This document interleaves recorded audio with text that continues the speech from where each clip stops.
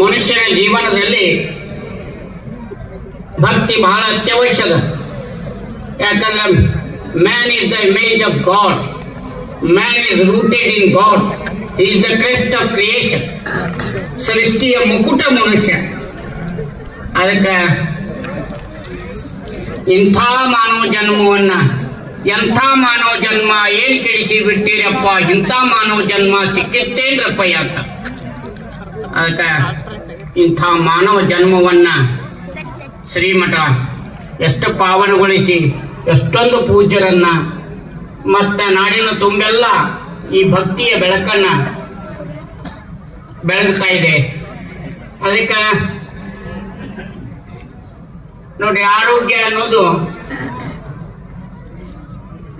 ಬಹಳ ದೊಡ್ಡ ವಿಶಾಲವಾದಂಥ, ಅದಕ್ಕೆ